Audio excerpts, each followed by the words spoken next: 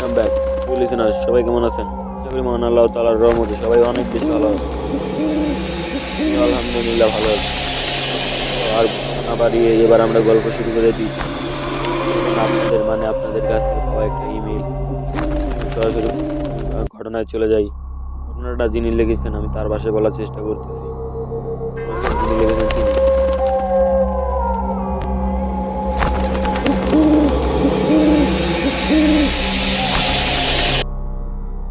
ভাই, আমার নাম মোহাম্মদ আবির। আমি খুলনা থেকে বলতেছি। সবাইকে আমার সালাম দিবেন। আসসালামু আলাইকুম। রাত তখন 30 মিনিট। মোবাইলের স্ক্রিনে আলো জ্বলে উঠলো। বলে রাখা ভালো, আমি অ্যাম্বুলেন্স ড্রাইভার, নাইট শিফটে ডিউটি করি। নতুন একটা ডেলিভারি রিকোয়েস্ট আসলো। লোকেশন দেওয়া পুরানা বাস স্ট্যান্ড, নারাজগঞ্জ। ডেলিভারি টাইপ লাশ। প্রথমে হেসে ফেলতেছিলাম, ভেবেছিলাম কেউ হয়তো মজা করতেছে, কিন্তু পরের লাইনে লেখা ছিল, যেটা পরে আমার বুকটা হঠাৎ কেঁপে উঠলো। সময় মতো না পৌঁছালে তুমিও ওদের একজন হবে। এই লেখাটা দেখে আমার বুকটা উঠলো এবং আমি খুব ভয় পেলাম। তারপরেও মনে সাহস হারালাম না। আমি একটা ছোট প্রাইভেট অ্যাম্বুলেন্সে নাইট ডিউটি করতাম। দিনের মানুষ বাঁচাই এবং রাতের বেলা মানুষ পৌঁছে দিই তার শেষ ঠিকানায়। কিন্তু সেদিন রাতে আমি বুঝেছিলাম কিছু ডেলিভারি মানুষকে করানো হয় না। আপনারা খুব তাড়াতাড়ি বুঝতে পারবেন গল্পটা শুনতে হবে। ভালো লাগলে লাইক, কমেন্ট, শেয়ার এবং সাবস্ক্রাইব করবেন চ্যানেলটাকে।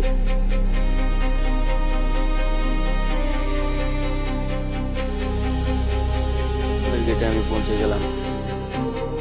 পেছনের গেটে একটা বৃদ্ধ লোক দাঁড়িয়ে আছে। লোকটা দেখা যাচ্ছিল না, মাথায় কালো কাপড়। সে শুধু বলল, তাড়াতাড়ি করো, দেরি হচ্ছে।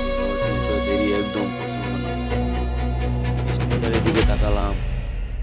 লাশটা খুব অদ্ভুত।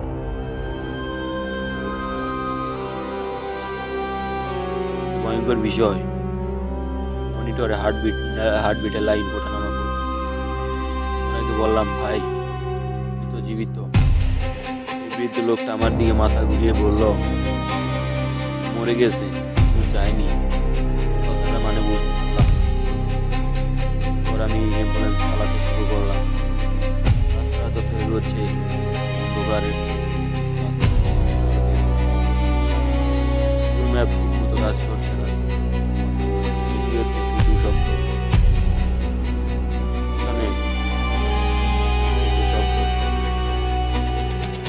তাকালাম। লাশটা বসে পড়েছে। আমি দেখে ভয় পেলাম, সাহস হারালাম, কারণ আমি এগুলোই হারানোর দিকে। লাশটা কথা বললে করে বললাম, এটা সম্ভব না। লাশটা ধীরে মাথা ঘুরিয়ে বলল, তুমি খুব ভালো ডেলিভারি দাও রাশেদ। আমার নাম সে জানে কিভাবে? সে আবার বলল, শেষ ডেলিভারিতে তুমি আমার বাবাকে পৌঁছে দিয়েছিলে। আমার হাত কাঁপতে লাগলো। হঠাৎ মনে পড়লো 6 মাস আগে, 7 মাস আগে এক বৃদ্ধ লোককে এই শ্মশানে নিয়ে এসেছিলাম আমি। ছেলেটা কাঁদছিল, মুখটা ছিল ওই লাশটার মতোই। শ্মশানের ঘেটে পৌঁছাতেই দেখতে পেলাম শত শত মানুষ দাঁড়িয়ে আছে। সবাই সাদা কাপড় পরা, কারো চোখ নেই, মুখ নেই।